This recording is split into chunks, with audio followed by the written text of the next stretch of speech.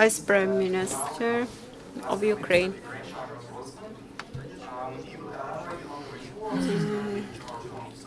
Further ado, I'd like to pass the floor over to him. Будь ласка.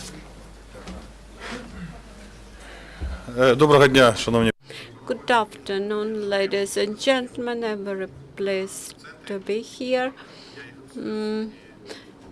On my way here, I tried to recollect for how long time I haven't been here, and I realized that there are several months that are passed from the last moment when I informed you about self-government reform.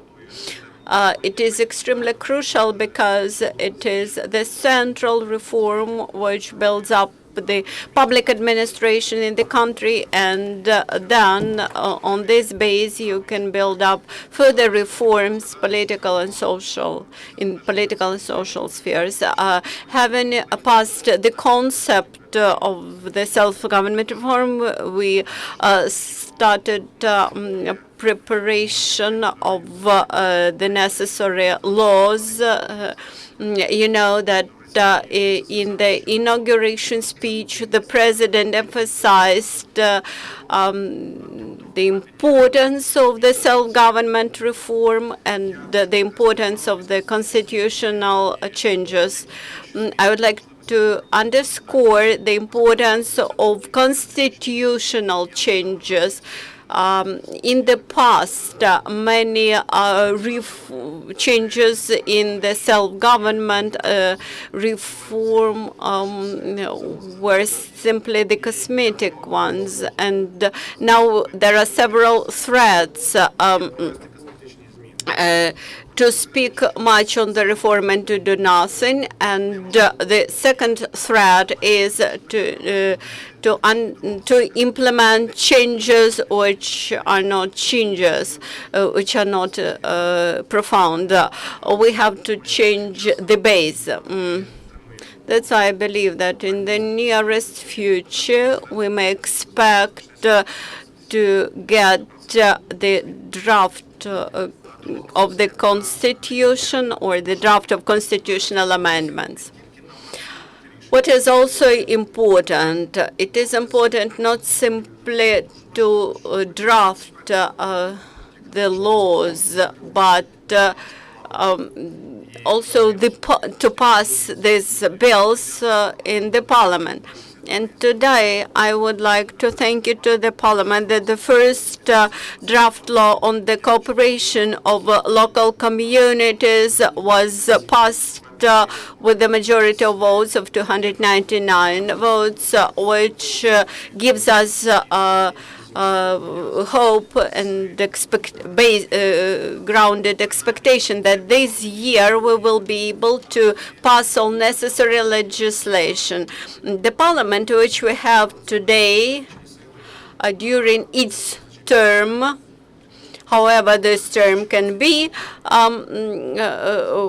will be able to maintain dialogue with us, and we may count for the support of this government. Also, in this context, it is very important that the Parliament pass the law on the foundations of this state regional policy, which will determine the responsibilities and authorities at the level of regions, oblasts, districts, etc. Just today, I met with Mr. Stefan Füle, who mentioned that after this law, we should approve the Cabinet of Ministers resolution on the regional development on the strategy of regional development up to 2020, which will allow the EU to disburse big financial support to this reform. Also, there is the draft law on the territorial associations or territorial cooperation between the local communities. And the essence of this law is that such a union of communities should not be imposed externally. It should be decided by the communities itself. Also, there is an important law about state construction inspection. We would like to decentralize this function and delegate this responsibility about supervision over construction to the local level. We continue to work on the competences which should be attributed to different levels, local levels. We have drafted necessary changes to the budget code. This will require some time.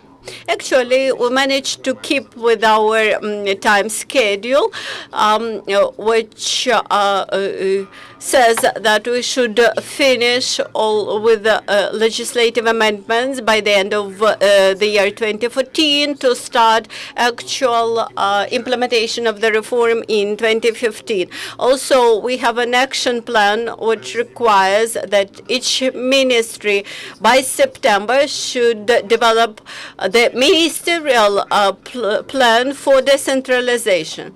Actually, we have now the concept of decentralization, and objective of this request from each ministry is to define how each ministry is prepared to fulfill the administrative reform. The Prime Minister and the Vice Prime Minister, the government is very interested to know how the ministries are ready. We are ready to hear information from the ministries, how each ministry may hinder the process of decentralization. I believe this will put the issue purely into practical field. Also, we have established the Committee on Regional, the Committee on E-Governance, because it falls within my scope of competence. And we believe that in the nearest future we'll be able to introduce the elements of e-governance, and some services will be available in online format. Ukraine TV channel, Maxim Rapov. I've heard that the emergency situation in the energy sector is introduced. Could you please explain what does it mean? I would like to correct you that we have not imposed the emergency situation in the energy sector. We have now limited gas supplies for the domestic suppliers. The government has established a coordination group, task force. I am a chairman of this group, and tomorrow we'll have a meeting and decide who has to act and what we shall do to respond properly to these restraints imposed by the Russian Federation, especially to make necessary provisions for the winter period, what to do in order of the limitation of consumption, production of our from our domestic sources, and changes in technologies, and to think over how to act and how to cut down supplies, how to ensure for potential requirements. Also, the emergency period could be imposed upon decision of the government. The emergency situation may be imposed by the government after decision of the parliament. What we can do to reduce consumption, to produce more fuels, and to substitute with other fuels, no other ways, and readiness to balance the gas transportation system, and also huge amounts of reverse gas supplies together with our European partners. Probably additional negotiations will be needed with our partners in Russia to base them on undiscriminated. Kirill Lubich, Business TV channel. Mr. Hroisman, from the 1st of June, they announced that the tariffs for hot water and heating will go up by 70%. The State Committee for Financial Services and Kiev-Energo announced that. Should we expect it just for Kiev, or will it cover all the regions of Ukraine? This is individuals. This is related to the Russian energy, I cannot call it policy, aggressive actions against Ukraine for the raise of prices. And we are buying natural gas, and we produce our own. The National Commission for Energy Regulation are setting their tariffs, and the tariffs can increase when the cost increases. Why in Kiev the 70%? Because they haven't raised them for a long time. That's why such a difference. In other parts of Ukraine, they will tell you different stories, and the city council, they can inform you in more detail. I can expect the same developments in other parts of Ukraine at different percentages, because the state affairs is different, the infrastructure is different. Sometimes it's 10 to 15, some other it's 50 and higher, like you said. At the same time, you know that the compensatory mechanism was developed by the government with quality, higher quality. More people will gain the right to be eligible for subsidies. If you have this right, you should do that. It's a social protection means against the additional costs we incur because of Russia. The e-governance agency, what will be the first tasks for this, and are there any deadlines for implementation of this e-governance systems? Well, I think that is just being created, and we are presenting this new thing publicly, our first steps. So this is electronic governance, not self-governance. I'd like to correct you there. We are presenting the main areas to be covered. Many of them will have to do with the regulation, with e-governance, because it's so regulated to such an extent, and with all the red tapes, and so over-regulated very heavily, and it's very difficult to develop in Ukraine for any business. And we are now working with the expert community when this is all already created, and the government have taken their decision, and will present it immediately, make a proper presentation with the final destination also disclosed. And authorities National Center for Policy Studies, Mayor of Kyiv Vitaly Klitschko insists on uniting the positions of mayor and head of state administration. Is it natural in your opinion? And is it not in conflict with the decentralization trends?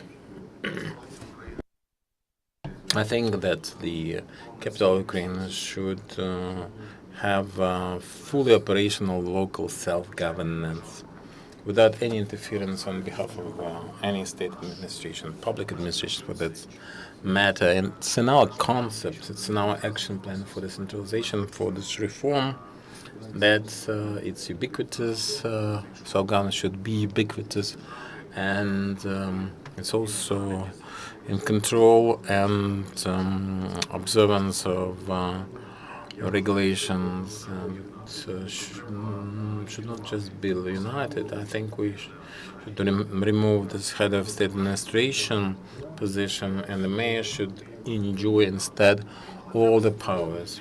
But we have to create proper mechanism to control on behalf of the government, of course, the public, presidential representatives and government, and the communities themselves should enjoy that right through local initiatives, local referenda on local competences that will provide the opportunity for the authorities to remember that they are elected officials, elected for some purpose and by specific people. I cannot have any input. State functions, supervisory, controlling, coordinating functions that will be executed by state authorities, and executive powers belong to local authorities. Speaking of levels of city, area, and oblast, they will create for communities. We have them de facto and de jure. For rayons and oblasts, we'll create executive committee for elected officials out of the number of councillors or local councillors. They will have the competence of the highest competence, finance-wise. So that will be all concentrated in settlements, villages, and towns. Mr. Hroisman, I'd like to ask you about reform of the system of public administration. And I'm a member of the Initiative of Professional Government that was introduced by alumni of different universities and programs. We have 3,000 people. We're helping the government with experts, professionals, young professionals being posted for different positions. So position on head of this national agency is vacant. So the issue of reform for public administration is very questionable. What's your vision? Because without this reform, we cannot either combat corruption or provide any reforms. So we have to solve this issue. One example, the system that we are offering for decentralization local self-governance is the state-of-the-art aircraft, Boeing or Airbus. So the National State Service and its policy will present the crew to fly this state-of-the-art Airbus. So I fully agree with you that we have to reform public administration, civil service in Ukraine, and you understand that they had substitution of notions chronically and continuously. Why people come to this service and what they intend to do. All the nepotism, because I have to be associated with authorities, and sometimes it's even worse. We know about graft, corruption, abuse, and one of the most important priorities there is reform of civil service in Ukraine and creation of high-quality merit-based recruitment, reserve promotion, and I think that this law will translate quantity into quality, and we have understanding with the international experts. Are probably I can guess that you attended such meetings, how to divide and distinguish between political, non-political positions, and that will make the system operational. I fully agree that this should be done. Regardless of the fact that this position is still vacant, like you said, but this is within our scope of vision, and this needs to be continued. Now, question about the risks of decentralization, because the majority of people agree that this should be done as soon as possible. Is it in your plans, though, that we have the special action for most depressed regions, Luhansk and Donetsk region? Before we have any reforms there, we have to stabilize first. What would be your answer to that? Quite frankly, I can tell you that I cannot envision any serious risks in decentralization. The basic principle is subsidiarity, and subsidiarity is about all these issues being solved where they crop up. If defense is the issue of the central level, it belongs there and should be solved there. If any issue of a kindergarten, a school, is originates from that grassroots level, it should be solved there. Toll roads or water supply systems. Well, if it originates from the community, it should be solved there. So the decision-making power should be delegated for building a new road if necessary, and the resources should be provided. So the pyramid for finance should be turned upside down. It all goes to the top. This situation should be destroyed forever and dismissed. I see no risks there. I can tell you that we are making a very important step for the efficiency, and we have to prepare the personnel. This is the process. We have this transition, this grace period, while we'll do training. And after that, when we have new elections, people with new powers, new elements of control will come over, and they will operate in a different fashion. We'll accumulate our own experience. This should not be feared. This should be done. Speaking of all the regions, east and west and northern, south and central, Ukraine is one to me. And I can tell you that through regional development, we have, for each territory, for each region, we have to find some formula for their strength. They are all different. They have their advantages and faults, some weak points, strong points. They should be used to implement all that. They should be implemented not from Kyiv, but this should be done by communities of the region and efforts of Kyiv, when we'll be able to help regions in the field to become stronger. The Central Council of Maidan Hundreds, how do you believe whether it is useful when the Maidan activists send pickets to various governmental bodies?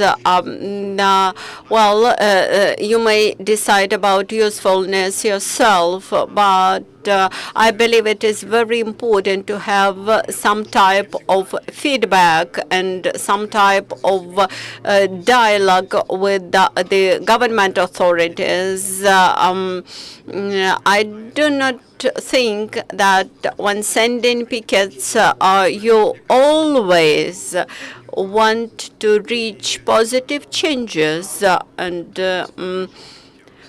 the most important here, it is not how many pickets you have sent, but the dialogue between the power and the public. I'm Vera Nanivska, International Center for Policy Studies and International Political School. I would like to express my happiness when I listen to you and speaking about decentralization reform. I feel your strong will, and I believe that the best international experts work today with you. I believe that there are two crucial things. How to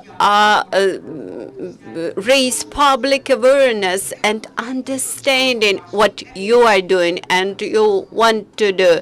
I heard many interesting and unexpected ideas from your experts. So the problem of understanding is important. In the West, the public awareness is gained through public through policy papers, etc. What do you plan to do? And the second, what support means for your policy implementation, do you mean? In the West, for example, they organize consultation with all interested stakeholders, and they clearly understand who are their interested stakeholders and supporters. On the contrary, they define the group of disadvantaged people who will be disadvantaged because of the reform. And the third thing, the essence of the reforms is rather complicated. And one more thing, you described the decentralization reform as a Boeing aircraft, but the crew of this Boeing are whom it will comprise of. In France, their School of Public Service have 800 graduates and trainees annually. And while in Ukraine, this is a huge gap in this area. Many people who work in power and who work with power, they have the problem in communication. And there is a big problem with the roadmap, how to transfer political decisions into practical sphere. Thank you for your comment. There is an important element of the reform devoted to education and raising public awareness. We have scheduled roundtable seminars, meetings, and we have involved our international partners to this element of the reform. I believe that we should work toughly here. We have an action plan how to act with the public in course of reform implementation, and I can inform you in more detail. Ukraine formally, it is well known that each war ends someday, and later on we will face the problem of infrastructure reconstruction in Donetsk and Lugansk Oblast. What do you plan to do to fund the infrastructure reconstruction in those oblasts? Yes, this is an important issue, the revival of those regions, and I believe that introduction of the decentralization reform will allow us to revive infrastructure in the regions which suffered from the aggression. And the last question, yeah, I know that you have a very tough schedule. If you can answer the last question, we would be very grateful. This is about activities of the anti-crisis energy group. Do you plan to assist people in diminishing the consequences, whether you plan to shift to the electricity, etc.? There is a complex of measures. Look at the system. Back in Soviet times, nobody thought about energy efficiency, etc. There are some power plants which are designed with the multiplication of the capacities 3 and more times. And to shift to energy-saving technologies, we need some time. We should shift from natural gas as a fuel to biofuels, etc. It will depend on the capacities and conditions in specific areas. We have to modernize heating supply to the households. For example, heating is too strong in spring and in autumn, while in winter the temperature in houses is rather chilling. And this is because the system is robust. It is not flexible, and the shift to individual heating in the houses will allow to save a lot of energy and fuels. Now we are very seriously cooperating with the group of parliament members. They have a set of possible decisions which could be applied in the energy sector. We have to become energy efficient as quickly as possible. This will allow us to move forward. Thank you very much. Ура! Спасибо. Так, надо собрать мозги и турбо.